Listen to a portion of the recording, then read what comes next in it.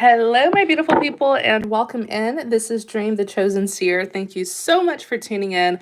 I hope you all are doing well, feeling safe, and feeling blessed because you are. Yes, I did intentionally black out the screen just so that you will hear my voice and listen to this message without any distractions. So sit back, relax, and hear this message.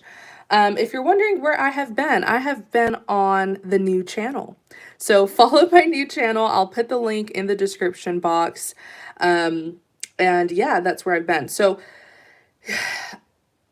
I know so much about twin flames. I think I'm just going to start doing, videos, more and more videos to help assist those who are newly awakened. Okay. Because some of you, you're past that twin flame phase.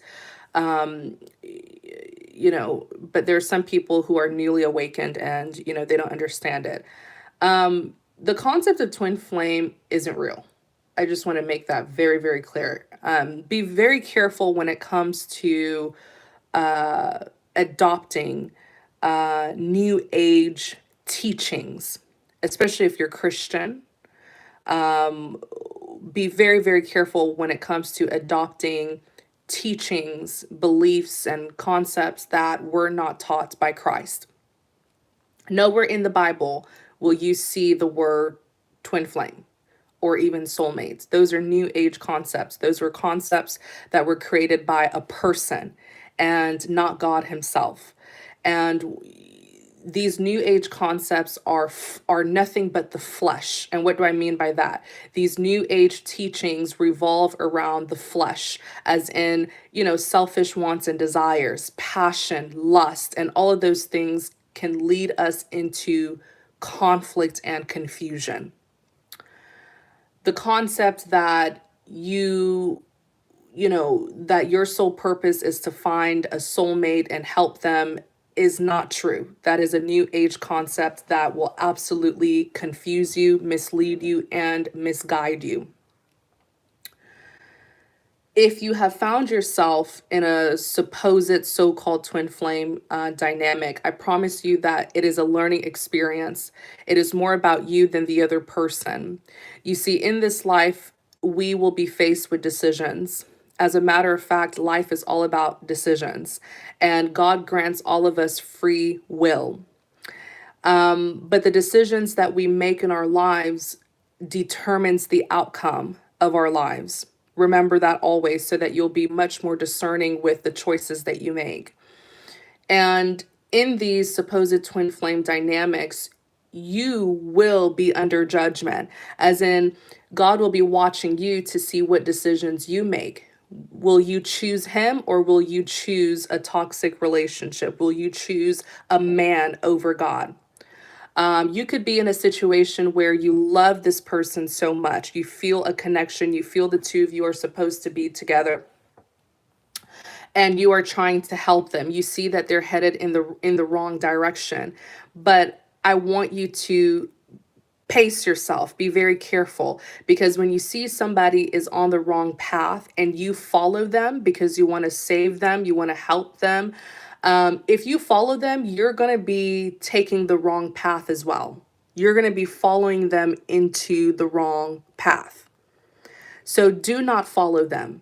As a matter of fact, you are to set boundaries and inspire them from a distance so that they can then cross over. They can leave the wrongful path that they've been on and come onto the path that you've been on. They should follow you. You shouldn't follow them. Okay? But don't be too worried about the other person, right? In the spiritual, or the what is it, metaphysical spiritual community, the other person would be called the karmic. Okay, that word karmic, it is karma. What goes around comes back around. That karmic is there to teach them lessons. And if you're not careful, you will be trying to protect them so much that it prevents them from learning the lesson, which enables them to continue doing wrong, because you will always be there to protect them. And if you're not careful, you will play the role of a human shield, where you are trying to shield them and protect them, and then you end up taking those bullets. You end up taking those aims. Okay.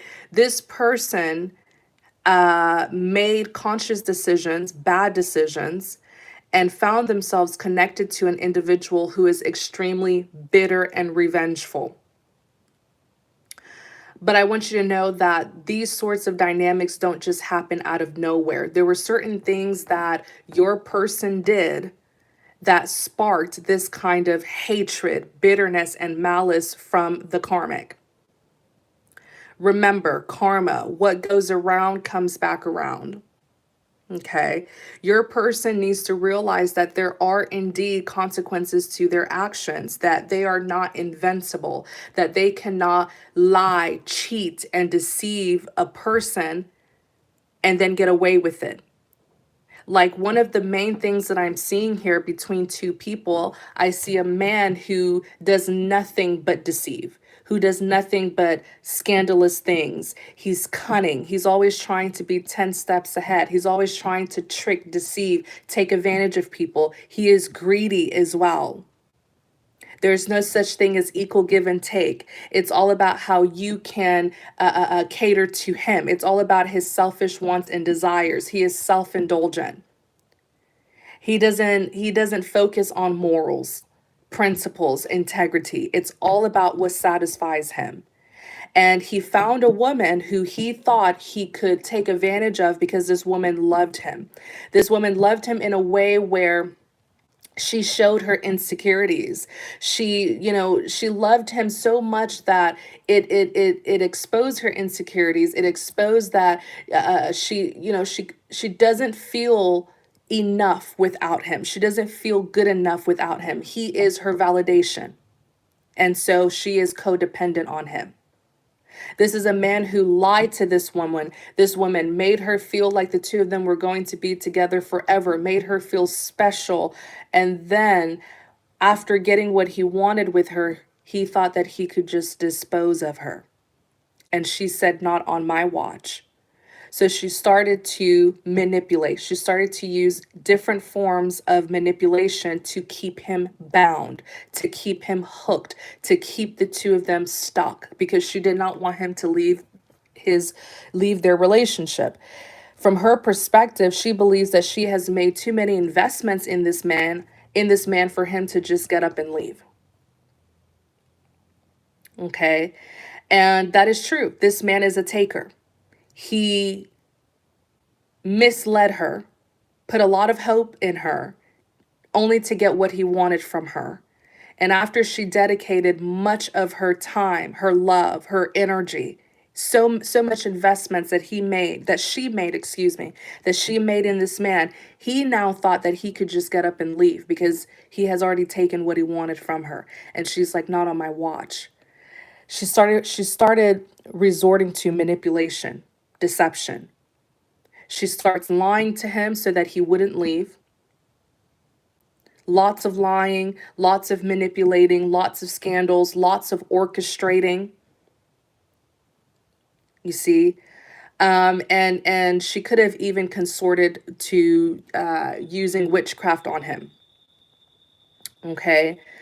So sorry, you guys. Somebody just, if you hear something in the background, ignore it. It'll go away very soon. But she is desperate to keep a hold, on this man, because he literally made this woman believe that the two of them would be together forever. You see? And so she devoted her entire life into this relationship, and she just feels like he doesn't have the right to get up and leave. The two of them are crazy, if you ask me. And so there's different forms of manipulation that she's using on him to keep him bound, whether it's even using witchcraft on him, charms and spells to mind control him to stay with her, whether it's her lying to him about something to guilt trip him, right? Make him feel guilty into staying into the relationship with her. She doesn't care. She's using whatever force she can use to keep the two of them together. This man has to learn that you can't just take from people and then leave them. You can't just use people like that. You see, he has to learn that there are consequences to his actions. What goes around comes back around. You see, and if you're not careful, you're stepping into something that you have nothing to do with. It's like you're coming in after the drama, so you don't know who started it, who's guilty, and you're just seeing him as the guilty one, and you're willing to play hero. But as you're trying so hard to protect him, especially if you're trying to physically intervene, you're going to get yourself hurt. In this life, you must know the difference between intervening versus interceding. When we intervene is when we physically step in. When we intercede is when we spiritually step in. To intercede is to pray and petition, pray for someone, prayers and petitions to the Lord to step in on that person's behalf, because whatever mess they are in, you have nothing to do with it. It's so intense that if you step into this person's mess, you're going to get hurt. And if you try to physically intervene, you're going to be used as the human shield. So whatever arrows she's aiming at him, whatever bullets she's aiming at him, is going to touch you first.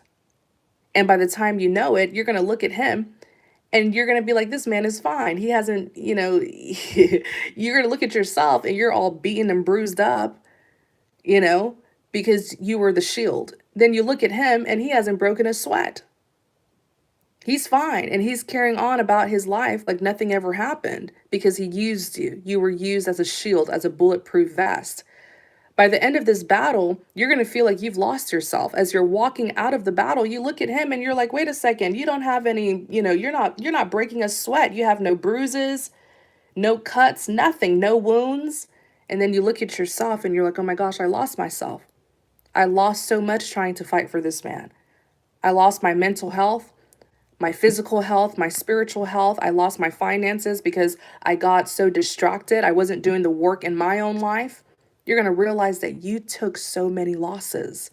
Then you look at him and you're like, he looks fine. He didn't break a sweat. Yeah, because you were the bulletproof vest. You were the human shield that he was using. Then he gets away with it because he didn't learn anything. But you learn a bunch of lessons. You see? So don't love someone too much to the point where you end up loving them more than you love yourself. You end up prioritizing them more than yourself. You end up neglecting yourself.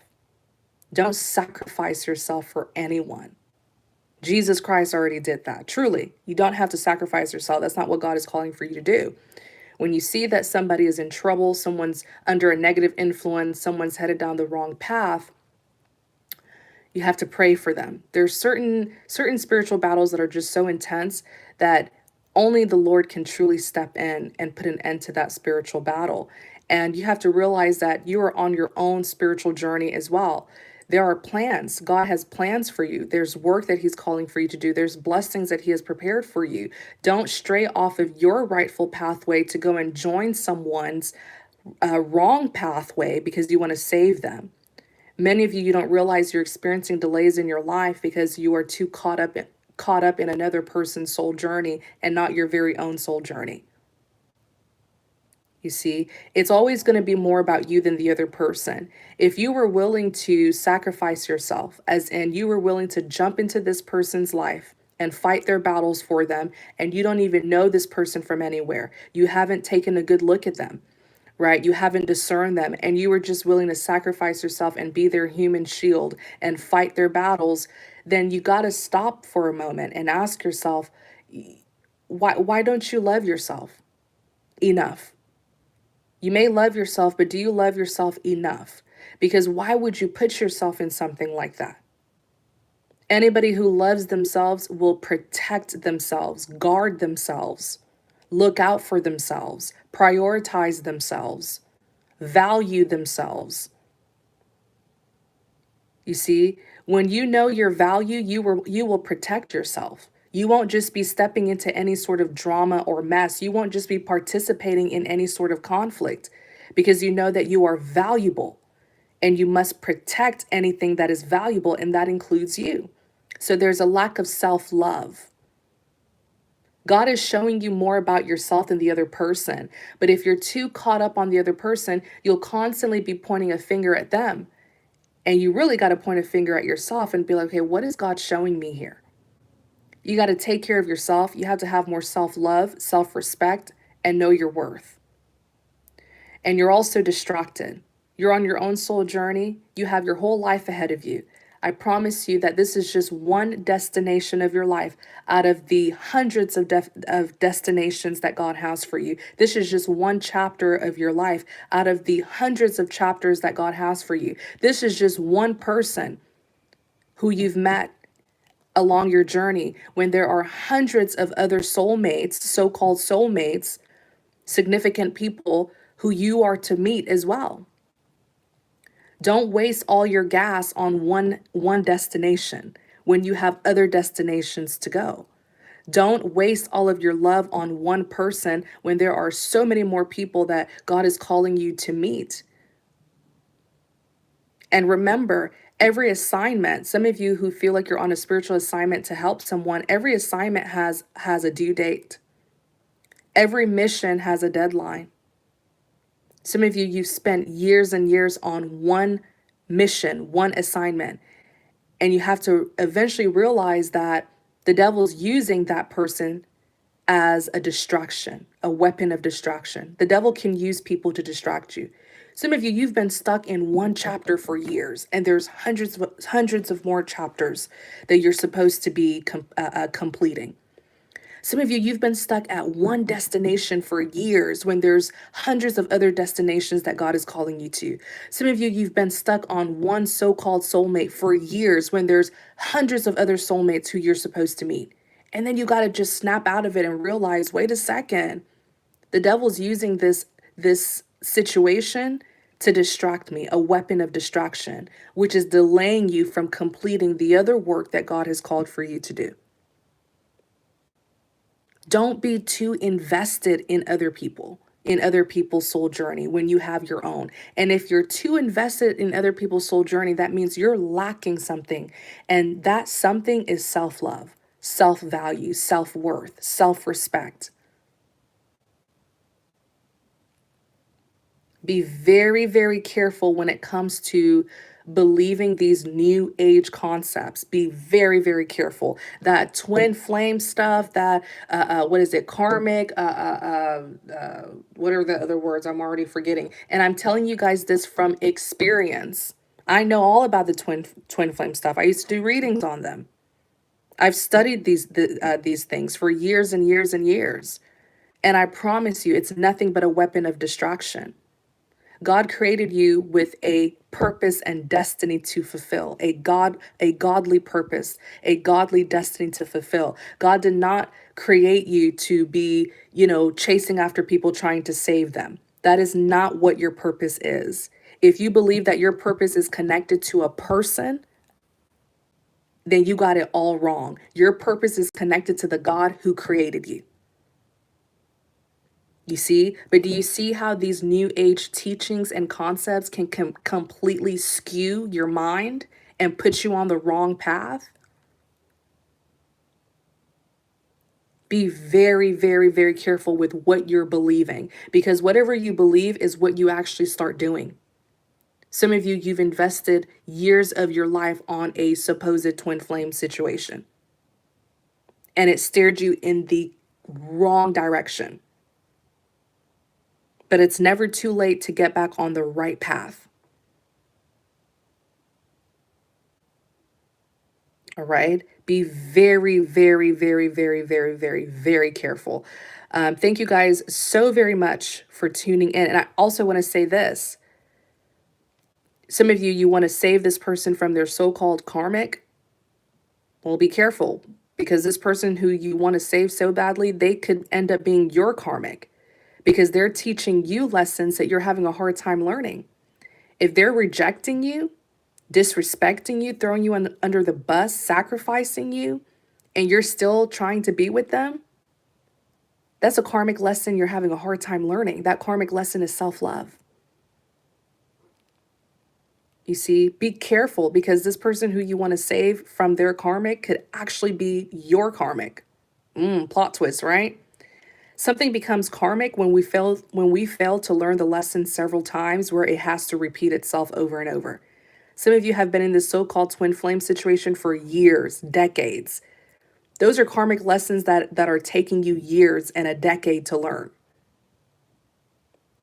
Some of you, the karmic lesson could be loving yourself, prioritize yourself, stop trusting people easily, and then they end up betraying you. There are karmic lessons that this person who you're trying to protect from their karmic, and you don't realize that they are actually your karma because you're having a hard time learning a lesson. You know you are dealing with a so-called karmic when you've been in the same situation with them for years. For years. It's like the wheel never stops turning over and over. You're going through the same loop every year, the same nonsense, the same drama every year. That's how you know it's karmic. When are you going to learn the lesson? Because we need to learn lessons in order to elevate in life. Once you learn the lesson, you pass the test, God will elevate you to your next chapter, to your new destination. But many of you, maybe you're not elevating. Maybe things are stagnant because you're not learning the lesson. Because you're not even focusing on yourself. You're too busy focusing on the other person and their drama with their karmic, blah, blah, blah. That person is your karmic. You're trying to protect this individual from their karmic. You don't realize they're your karmic. You're struggling to learn a lesson, and it's continuing to repeat the longer you stay with this individual. The moment you learn the karmic lesson is the moment you will leave this connection. Focus on you. Focus on you. Look at yourself. Look at the man in the mirror. Reflect on yourself. Evaluate. It's always going to be more about you than the other person. Like I said, I'm telling you guys this from experience. I know this new age stuff. I used to do readings about it. I've studied it. I know it. I know it. I know it. I can talk to you about it in my sleep. It is nothing but the devil uses these new age teachings as an entry point to access your life, to completely confuse you and mislead you down the wrong path. The devil doesn't want you on your right path, because on your right path, you will encounter blessings that God has prepared for you. But on the wrong path, there are no blessings on the wrong path. There are nothing but conflict, confusion, drama, heartbreak, pain, and betrayal when you are on the wrong path. And if you have been experiencing a series of betrayal, conflict, chaos, confusion, drama, heartbreak, then you know you're on the wrong path. And it's never too late to get back on the right path. And I'm here to help you with that. If you guys are wanting spiritual assistance where you book a private session, talk to me about it. And I'll tell you all that I know about this twin flame nonsense. It is to confuse you. All right. Thank you guys so much for tuning in. I really hope that you enjoyed the message. If you did, please don't forget to like, comment, subscribe, support the channel. If you're interested in connecting with me, visit my website. I'll put it in the description box. You can always check out my website, book a private session, and we'll discuss your concerns. Also, follow my new channel. I'll put that link in the description box as well. Take care, everyone. Many blessings to you.